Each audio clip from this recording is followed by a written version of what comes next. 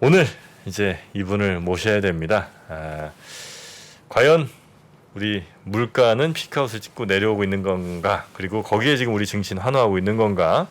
그리고 긴축에 대한 부담 모두 지금 우리 시장이 다 선반영하고 이제 뒤로는 오를 일밖에 없는 건가? 이런 이제 기대들이 사실 우리 시장에 좀 형성되고 있는 것도 있거든요. 그래서 과연 그것이 그렇게 봐도 되는 건지 아니면 뭔가 조금 우리가 오버해서 생각하고 있는 것인지 이런 부분들에 대한 이야기를 조금 더 깊이 있게 해주실 IBK 연금보험의 박종현 증권 운용부장님 모시겠습니다. 어서 오십시오. 예, 안녕하세요. 네, 정말 오랜만에 뵙습니다. 아우, 정프로님 너무 오랜만에 뵙고 네. 우리 강 작가님은 한 2주 정도 전에 뵀는데 제가 3% 정말 오랜만에 나왔다고 느끼는 게 네. 저는 여기 오픈 스튜디오 처음 와본 거예요. 이거 안 됩니다. 너무한 거 아닙니까 요즘에? 이거 누구 책임인 거죠? 그러니까 왜 이렇게 저를 잊으셨는지. 이거는 안 됩니다. 그러니까 이럴 수가. 네, 박종현 부장님 네. 앞으로 좀 자주 뵙겠습니다. 아유, 예, 잘 부탁드리겠습니다. 네. 자, 그러면 우리 박종현 부장님과 함께 예전에 참 자주 저희랑 좀 뵀었던 것 같은데. 그러니까요. 예. 언제 뭐 하나 크게 틀리셨나? 모르겠어요.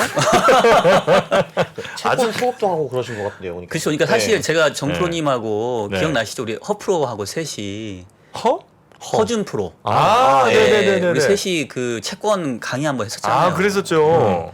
근데 그 후로도 여전히 정프로님 채권 잘 모르시더만.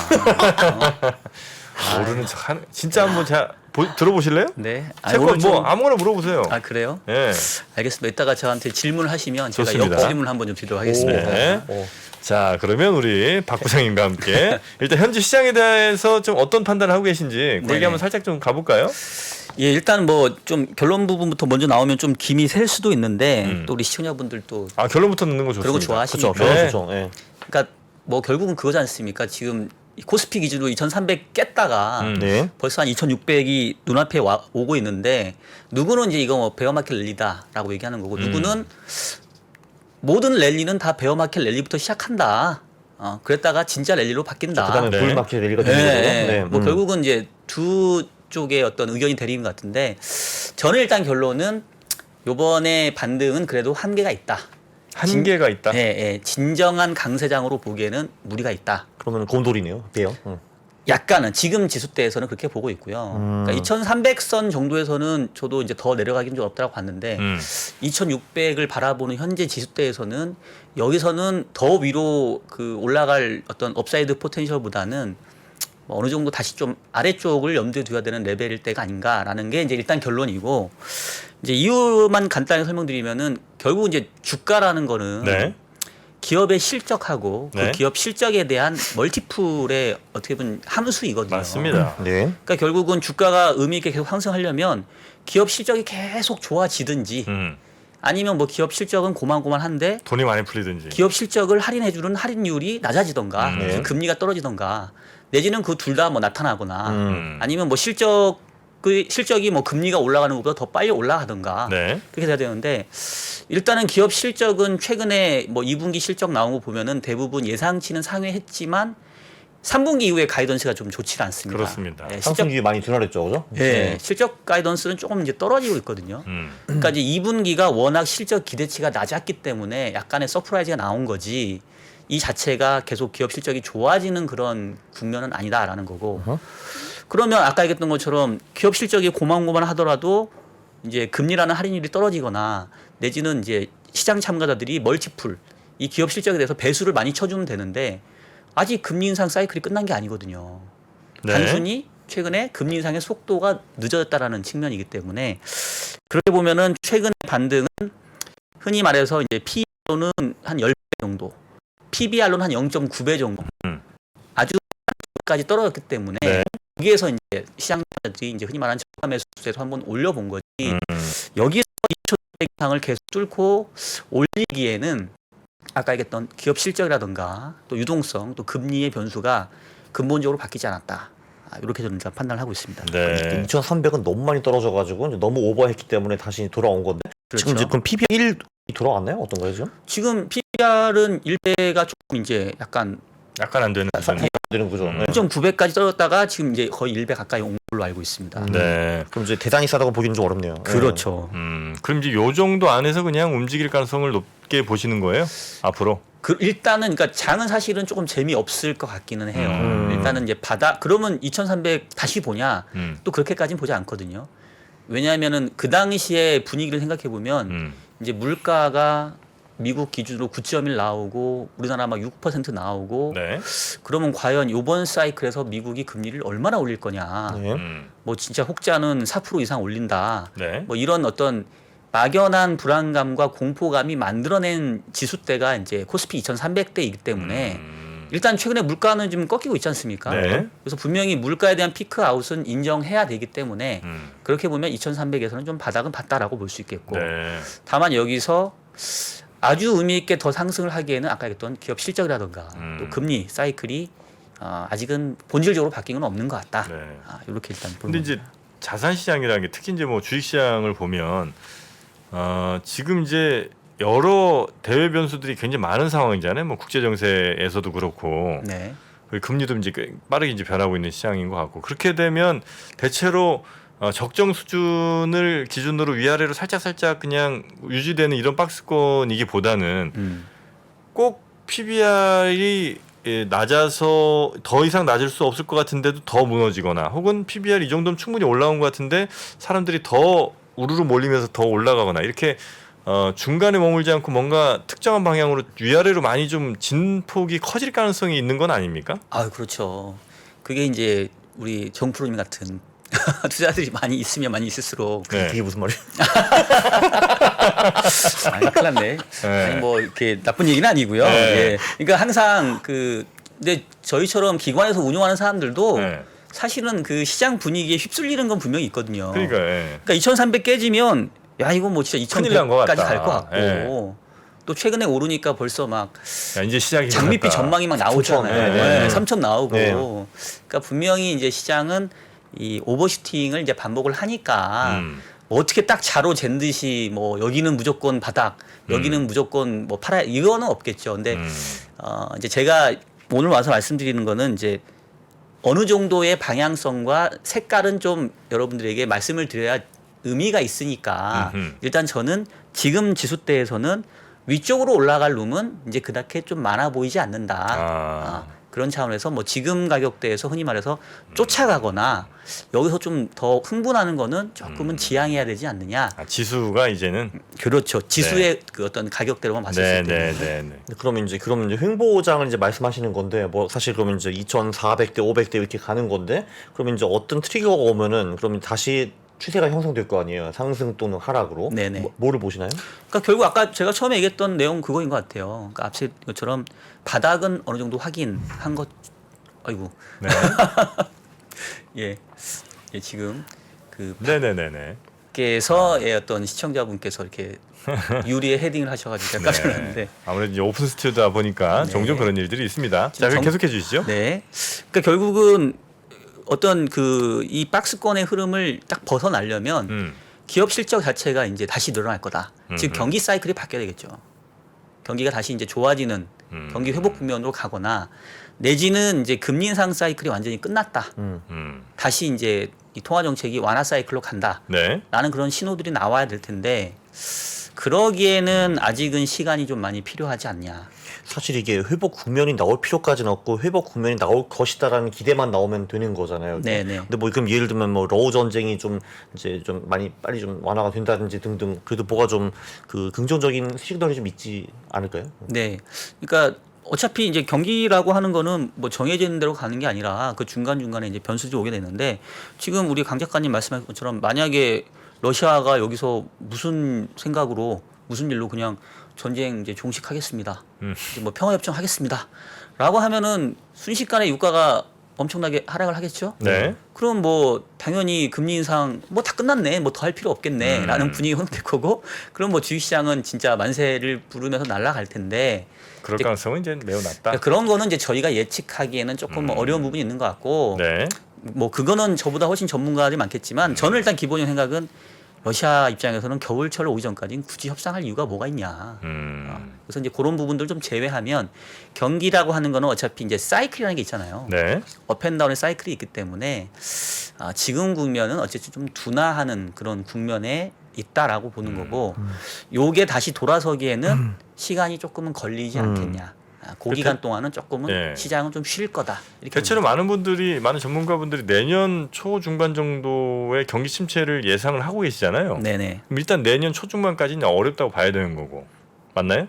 경기적인 측면에서는 경기가 그렇다면 네네. 금리를 이제 언제까지 이제 올릴 수 있을 거냐 얘기에서도 아마 올 연말까지는 일단 올리는 건 뭐 거의 확정적인 것 같고 여기서 더는 아마 몰리기 좀 어렵지 않을까 정도가 이제 올 연말 내지 내년 초 정도잖아요. 네. 그럼 이제 말씀해주신 두 개의 가장 중요한 어떤 뭐 지표라고 한다면 경기 침체가 언제쯤 끝날까 내년 중 그리고 금리는 언제까지 올릴 수 있을까 올해 말 내지 내년 초. 요 정도면 이제 내년 한 중반 넘어가서 정도를 우리는 그러면 증시가 다시 좀 괜찮아질 때로 생각해도 되겠네요. 뭐 그렇죠. 그 두 가지의 변수로만 놓고 본다고 한다면, 그러니까 제가 지금 말씀드린 거, 그럼 이제 시장 끝났어, 뭐 안 돼, 이제 다시 막 꼬라박아 이런 얘기를 지금 드리는 게 아니잖아요. 네네. 그러니까 시장이라고 하는 게 지수가 추세적인 상승장이 있고, 추세적인 하락장이 있고, 이제 박스권 장에서 흔히 말하는 종목들이 순환하는 순환장이 있고, 근데 장의 이제 색깔을 어떻게 규정하냐 봤었을 때, 네. 지금의 그 장의 색깔을 추세적인 상승장으로 저는 보진 않는다.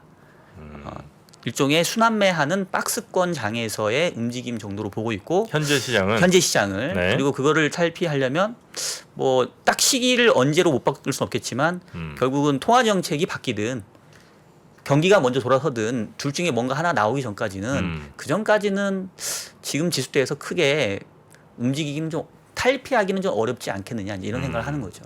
근데 그러면 이제 9월인가 그때부터 양적 긴축을 한다고 하는데 네네. 사실 양적 긴축이라는 거는 역사상 딱 한 번만 있었잖아요. 2018년인가 그 언저리에. 네. 그때는 그럼 주가가 좀 어떻게 움직였나요?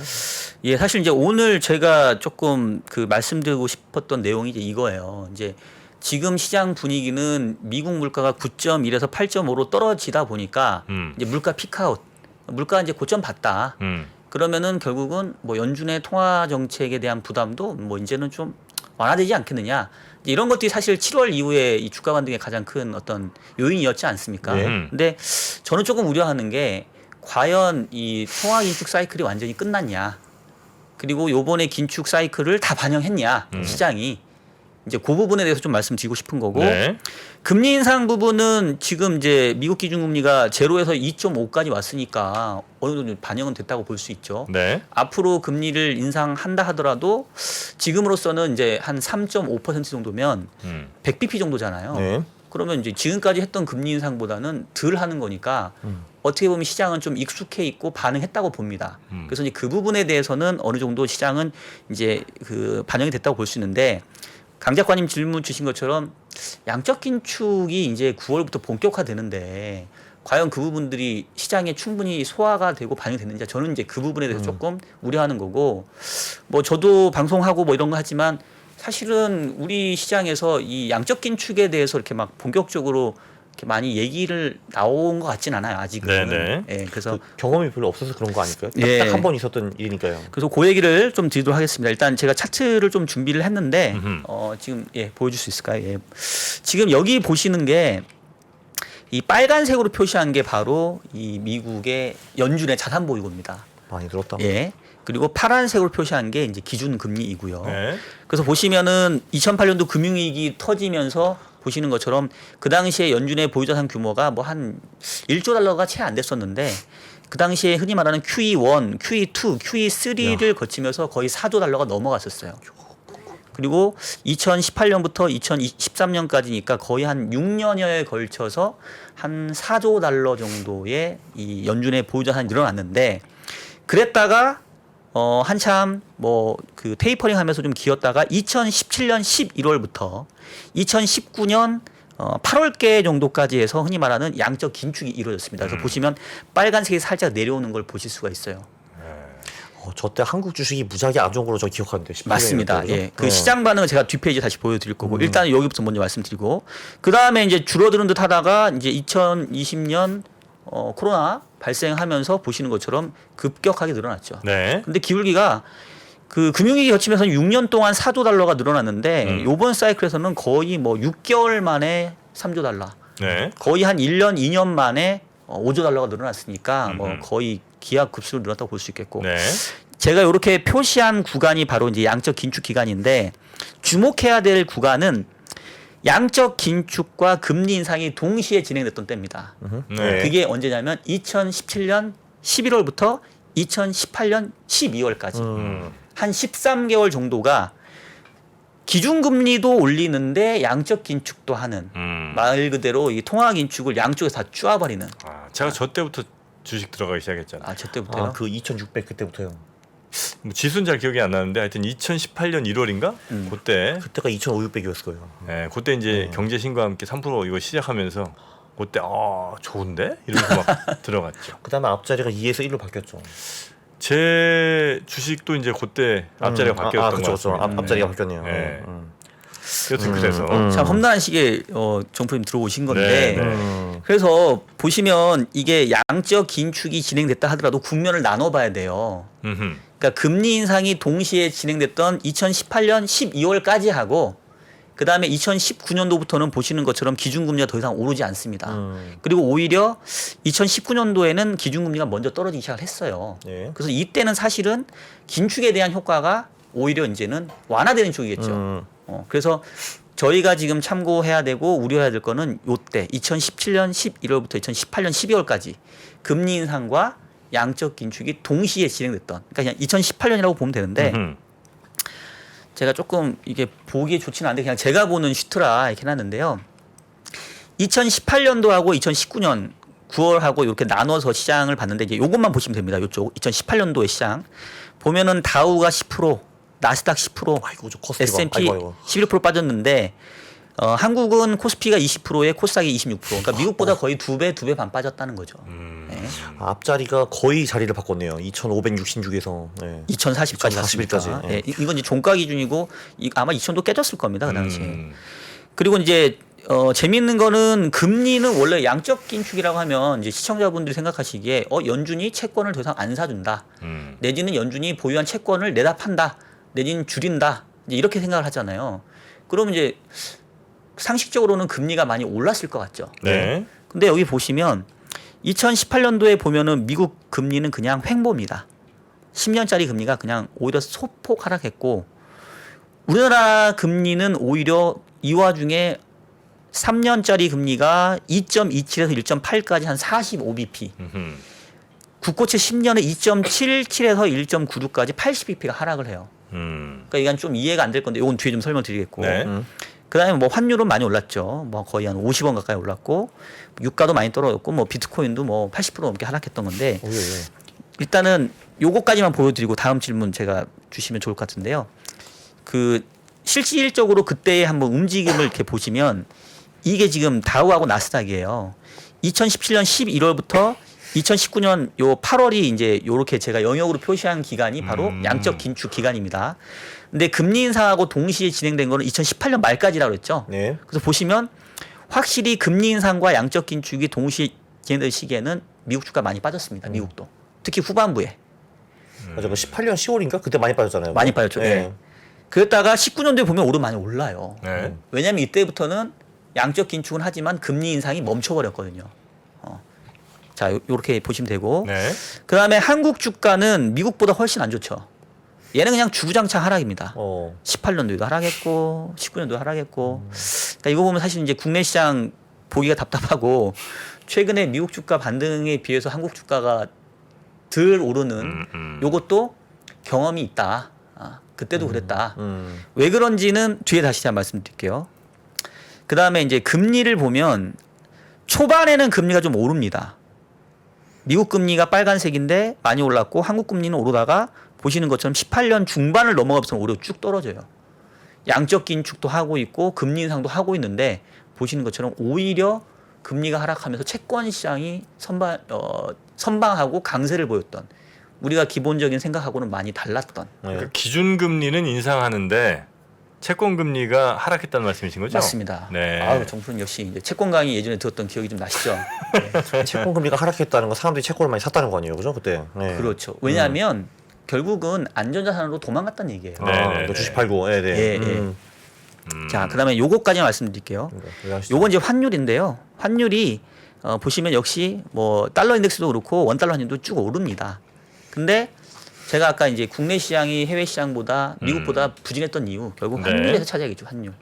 그러니까 결국은 달러화가 강하고 원화가 약세인 구간에서는 한국 시장이 미국 시장을 이 아웃퍼폼하기가 좀 어렵다는 얘기예요. 그런 얘기를 좀 드리고 싶고. 네. 그다음에 이제 한 가지만 더 이제 말씀드리면, 근데 재미있는 거는 아까 이제 강 작가님 얘기하신 것처럼 이때가 역사적으로 양적 긴축을 처음 경험해 본 거예요. 지금은 이제 그래도 두 번째니까 예. 요 차트를 저만 그리고 있지 않을 거 아니에요. 누구나가 다 그릴 거 아니에요. 그쵸, 네. 예. 그래서 어떤 현상들이 벌어지냐면 양적 긴축 초기에 모든 시장이 다 양적 긴축을 무시합니다.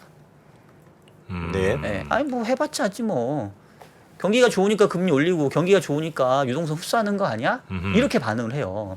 그래서 초반에 보면 2017년도, 2018년도도 18년 중반까지 보면 미국 주가도 안 빠집니다. 뭐 그까짓 거 하면서 오르는 예, 거죠? 일단 네, 네. 올라요. 네. 그냥 뭐 특히 2017년 11월부터 양적 긴축이 시작됐는데 18년 초까지 거의 한 2, 3개월은 뭐 그럴 수도 있지.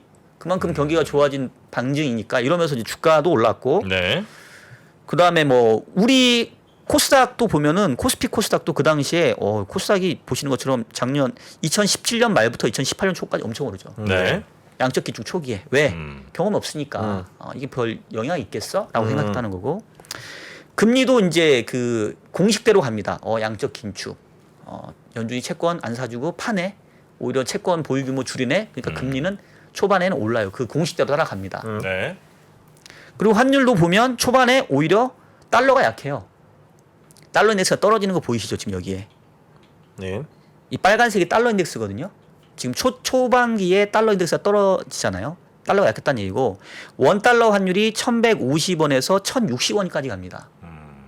역시 그냥 뭐 별 영향 없겠지. 그랬다가 이제 18년 넘어가면서부터 이제 완전히 분위기가 바뀌어버리죠. 그래서 이제 결론은 뭐냐면 그 당시에는 초반에 양적 긴축에 대해서 사람들은 크게 생각하지 않았다. 네. 오히려 경기가 좋아진 거에 대한 방증으로 생각하고 있다가 나중에 마치 가랑비에 옷 젖듯이 지나놓고 보니까 어라? 생각보다 유동성 많이 이제 좀 말리고 있네. 이렇게 높아진 금리와 이렇게 줄어든 유동성이 이제 경기에 부담을 주기 시작하네. 네. 뒤를 돌아보니까 아무도 없네. 이러면서 18년 중반 이후부터 시장은 와장창 무너지기 시작했다라는 게 그때의 경험입니다. 이게 보니까 이제 금리를 인상하는 것도 유동성을 빼는 거고 네. 이제 양적 긴축도 유동성을 빼는 건데 요 두 개가 합치니까 이제 어마어마한 효과를 이제 발휘했다 이런 거네요, 그죠? 네네. 그 전에는 그런 경험이 한 번도 없었으니까. 그렇죠. 사람들이 이제 그냥 광고하고 있다가 18년 한 중반부터 한 거네요. 네. 자, 그러면 뭐 물론 이제 이 관련해서 또 설명해 주실 내용이 굉장히 많으시겠습니다만 또 다시 한번 뭐 결론적으로 좀 여쭙겠습니다. 이런 시장이 예측이 된다고 한다면 네. 우리 개인 투자자분들은 뭐 어떤 전략을 취하는 게 제일 유리한 상황입니까 지금? 자, 벌써 지금 마무리되는 시간. 왜냐면 자칫 잘못하다 아니, 또 이 아니요. 얘기를 못 하고 끝날까봐 걱정돼. 이거부터 좀 여쭙겠습니다. 결론부터 결론부터. 이렇게. 아유. 아니 저는 갑자기 이제 준비됐던 질문에 마지막 질문이 나오길래 왜 가라는 얘기인가? 네. 일단 근데 이제 너무 중간에 생략되면 안 되는데 네. 일단은 최대한 먼저 좀 답변을 드릴게요. 네. 근데 이제 그때하고 지금하고 차이는 제가 일부러 말씀드린 게 그때는 처음이라 잘 몰랐다. 그리고 지금은 경험이 있다. 그러니까 사실은 올해 상반기에 그리고 내지는 작년 우리나라 주가는 작년 7월이 고점이었고 네. 네. 미국 주가는 작년 한 10월 11월께부터 고점 찍고 이미 내려왔잖아요. 상반기까지. 그러면은 어느 정도 선반영이 있었다고 볼 수 있는 거죠.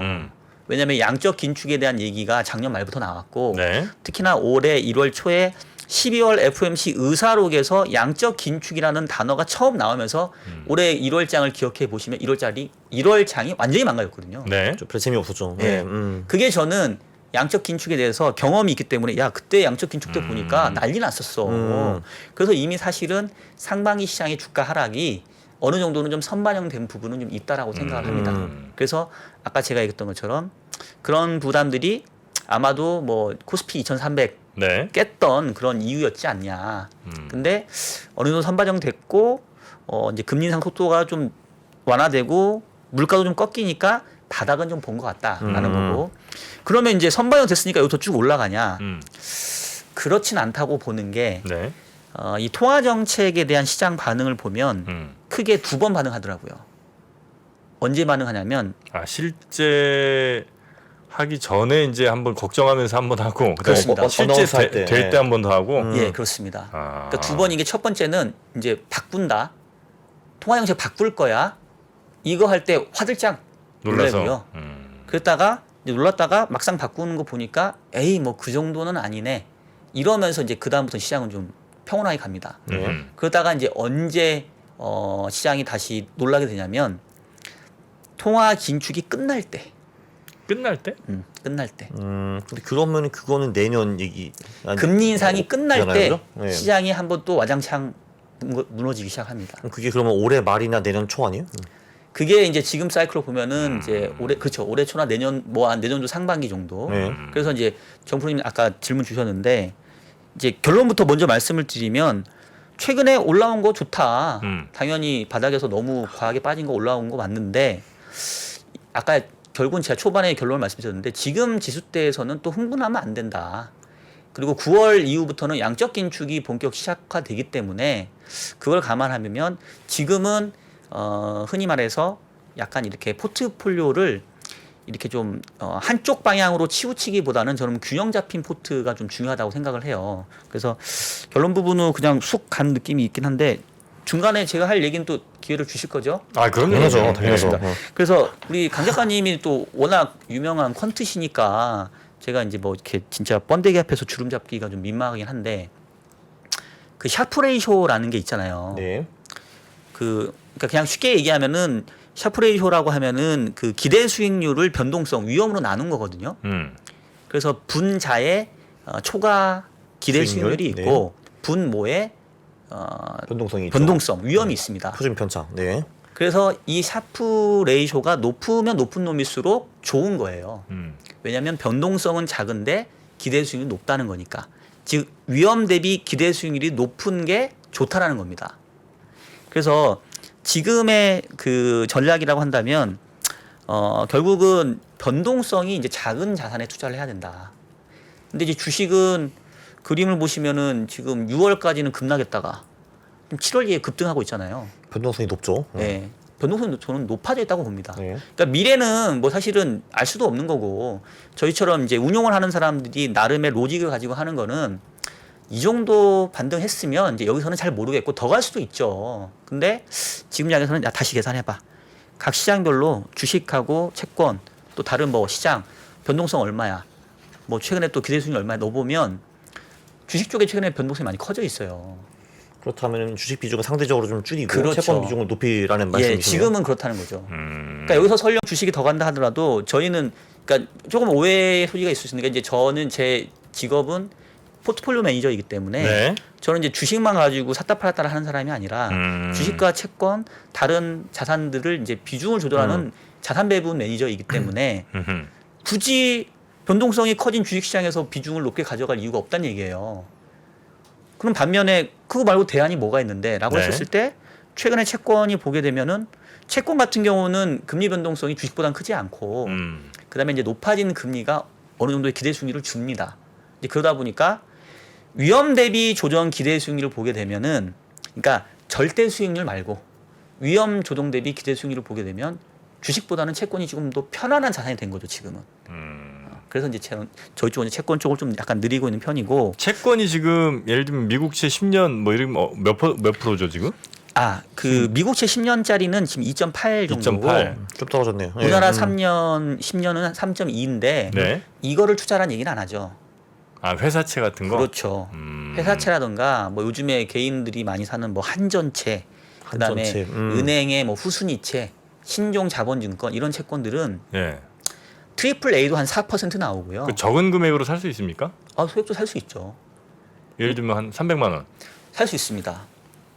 그리고 관련 ETF도 많이 있어요 보면은. 예, ETF도 있고 네. 요즘에 이제 모 증권사에서는 옛날에 뭐 미국 주식 소액으로 투자하기 뭐 이런 거 캠페인이 있었잖아요. 네. 이제 채권도 소액으로 사기 뭐 이거를 가능하게 만들어 준 것 같아요. 아, 제가 그래요? 기사 보기에는.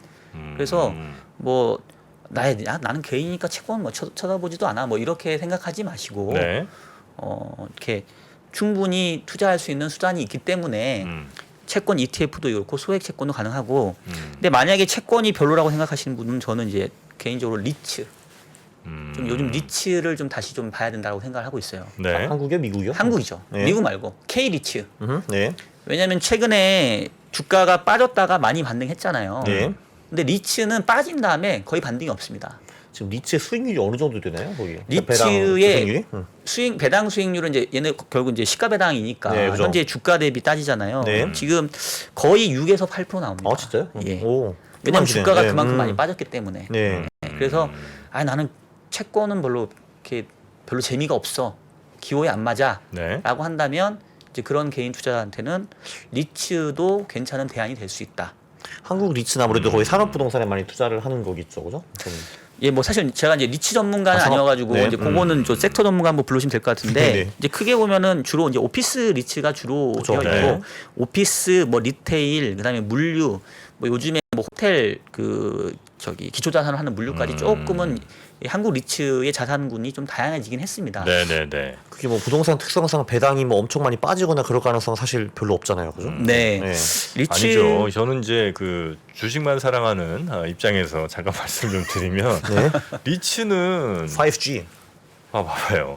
리츠 뭐 여러 종류가 있긴 합니다. 근데 이제 지금 이 금리 상황에서 많은 분들이 예측하기로는 아마 부동산 이 자산 시장도 아마 한번 좀 훅 꺼지지 않겠나는 걱정들 많이 하신단 말이죠. 네.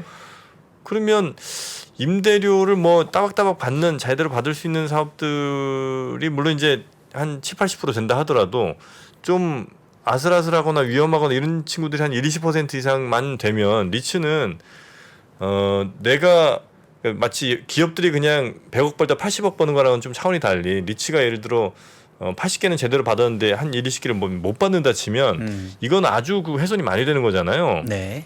공실률 뭐 이런 거요? 그렇죠. 네. 그러니까 이거는 오히려 주식보다 더 부동산 시장이 좀 위험해지는 시기라고 판단을 한다면 이거 되게 위험한 투자 아닌가. 그래서 리츠가 많이 빠진 거예요 최근에. 아하. 예. 예, 그런 우려들이 많이 좀 반영이 된 게 역시 또 선반영 사실이고요. 또. 예, 예. 그러니까 사실 정프님이 정확하게 리스크를 짚어주신 거예요. 네.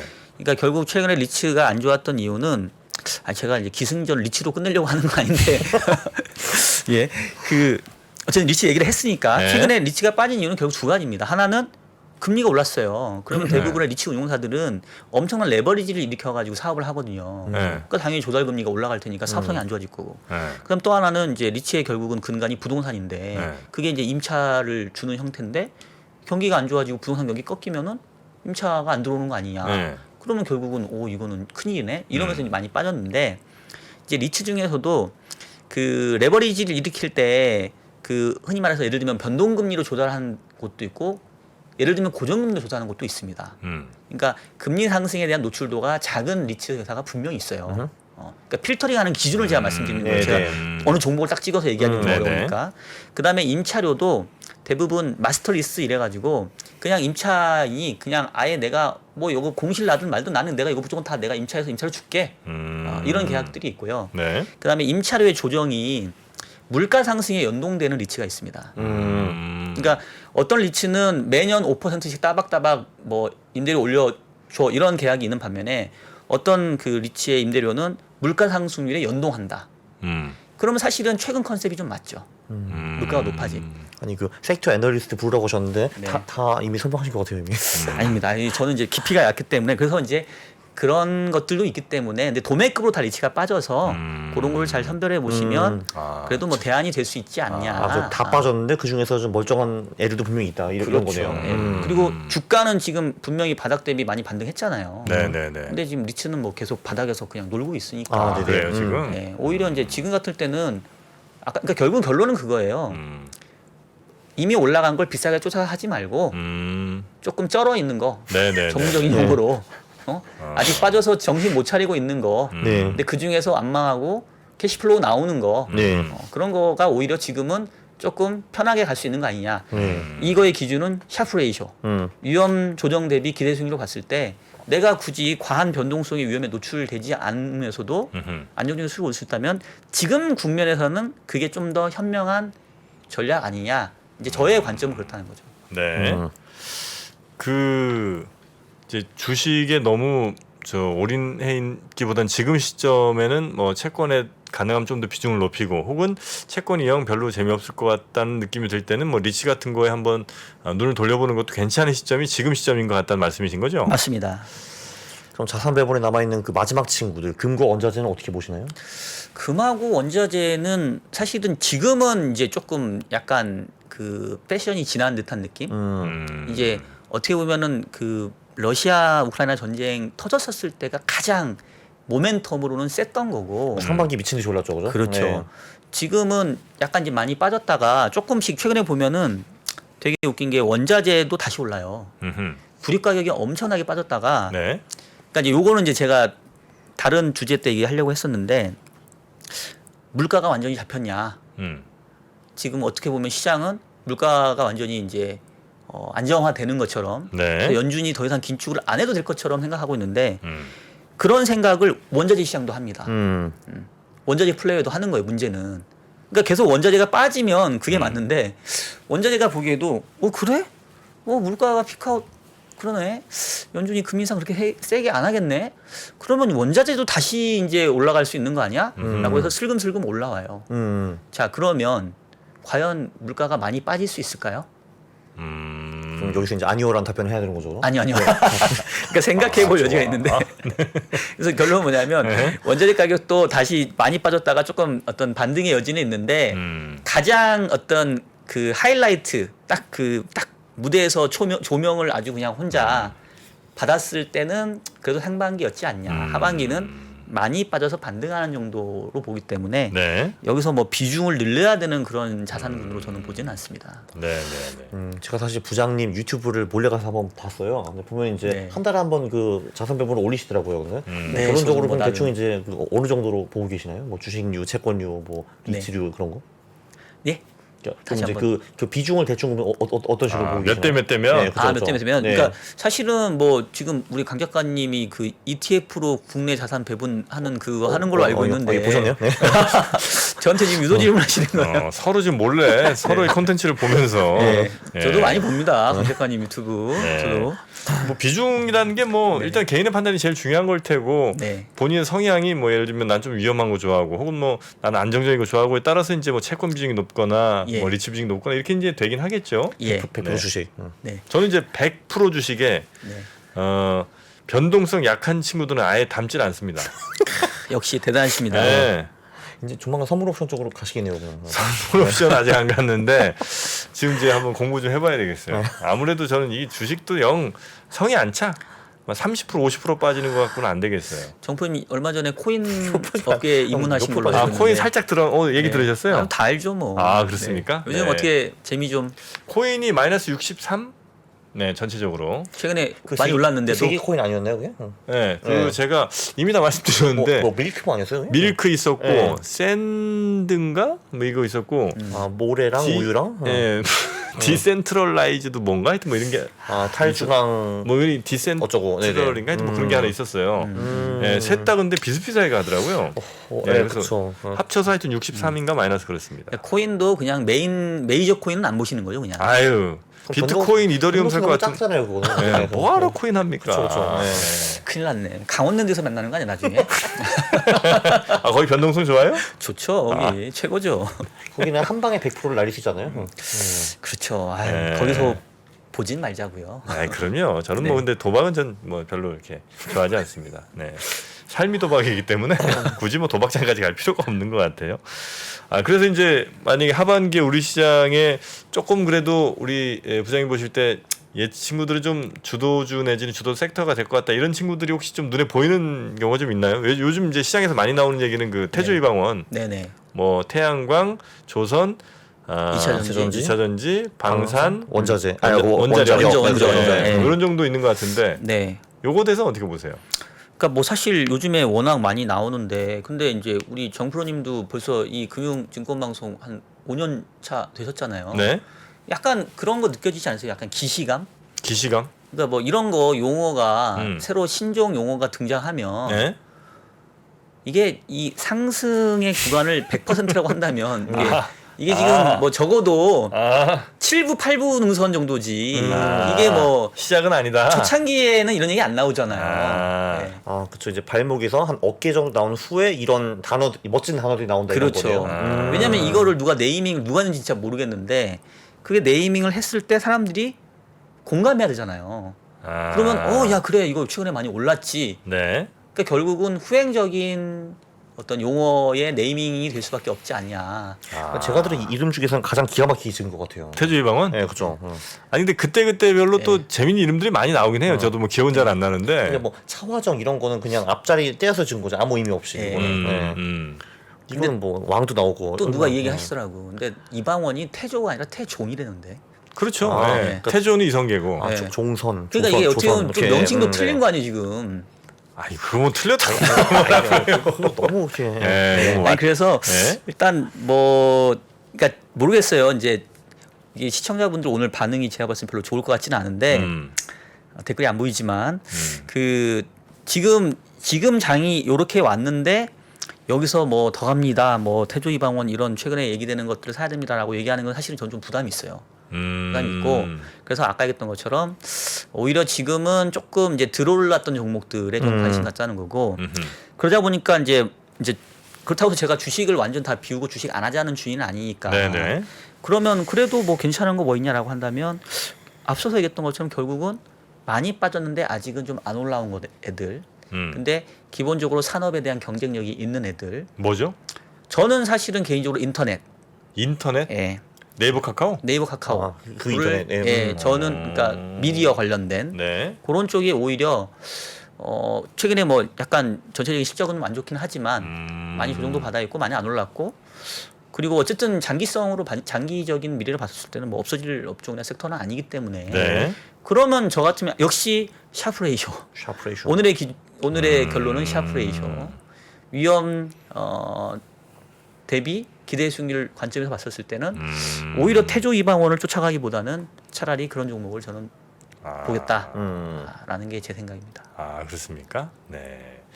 자 우리 박종현 부장님 정말 오랜만에 오셨는데 제가 이렇게 결론부터 여쭤본 이유가 있습니다. 네. 시간이 끝났어요. 이제. 벌써요? 네. 그래서 아이고 참나. 아까 아이고, 중간 중간에 아이고, 그거 다 들었으면 우리는 오늘 이 얘기를 못 들었습니다. 아, 잘하셨습니다. 네. 예. 물론 뭐 중요한 사실은 이제 그 로직을 이해하는 것도 중요하고 이제 그 근간에 깔린 어떤 논리 같은 걸 우리가 잘 들어서 나중에 써먹는 게 중요하겠습니다만 그래도 또 오늘 방송에 이 결론을 못 듣고 그냥 그 중간에서 끝나면 우리는 또 매우 그 기대 안 한 느낌 뭐 이런 게 좀 있을 수 있으니까요. 네. 이게 방송 경험이군요.